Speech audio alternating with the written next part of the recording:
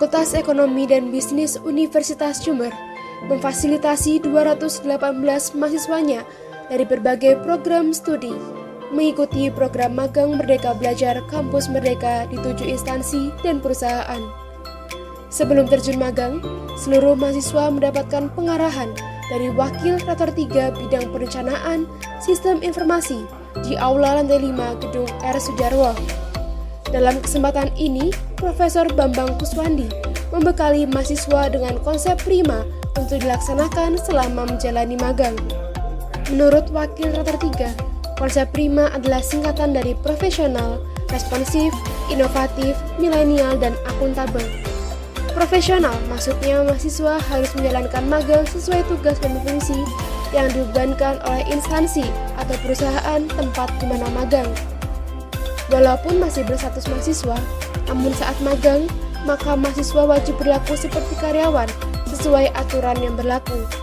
Apalagi, magang bisa menjadi ajang pembuktian bagi mahasiswa untuk unjuk performa sehingga selepas lulus nanti memiliki kesempatan besar bisa direkrut oleh instansi atau perusahaan. Mari kita nanti ketika magang, pertama jaga nama alma mater dan bersikaplah secara tadi pemegang dengan prinsip prima ya, profesional gitu kan, responsif, profesional yang Anda bekerja misalnya nanti yang di tempatnya Pak Asep di Bea Cukai. Kebetulan dengan Bea Cukai kita sudah menjadi cukup lama dan sudah ada inovasi baru yaitu yang namanya Ojo Exim, jadi ekspor dan impor. Jadi ya tidaklah sebagai profesional, ibaratnya Anda juga sebagai pegawai Bea Cukai. Yang mungkin di Selekta ya bekerjalah profesional sebagai pegawai di Selekta. Demikian juga yang di BSI bekerjalah sebagai pegawai bank. Yang mungkin juga pengalaman dari magang-magang sebelumnya, alhamdulillah ini menjadi modal Anda untuk memasuki dunia kerja yang sebenarnya. Pada kesempatan sebelumnya, Dekan FEB Universitas Jember, Profesor Istifadah, melaporkan jika mahasiswa peserta magang di semester ini meningkat hingga hampir 2 kali lipat. Dari yang semula hanya 130 orang, kini melonjak menjadi 218 orang.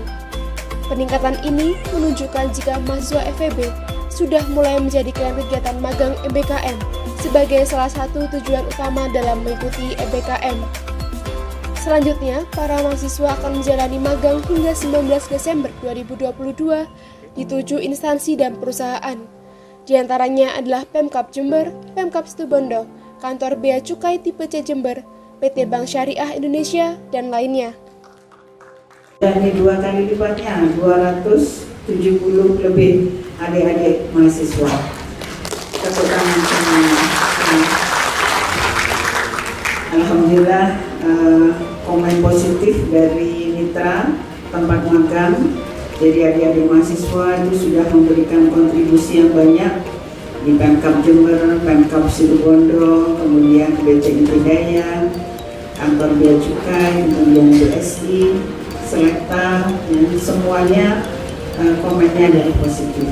Ini artinya bahwa adik-adik yang magang itu benar-benar bersungguh-sungguh, disiplin, ya, dan memberikan apa yang mereka punya untuk kinerja dari tempat mereka magang.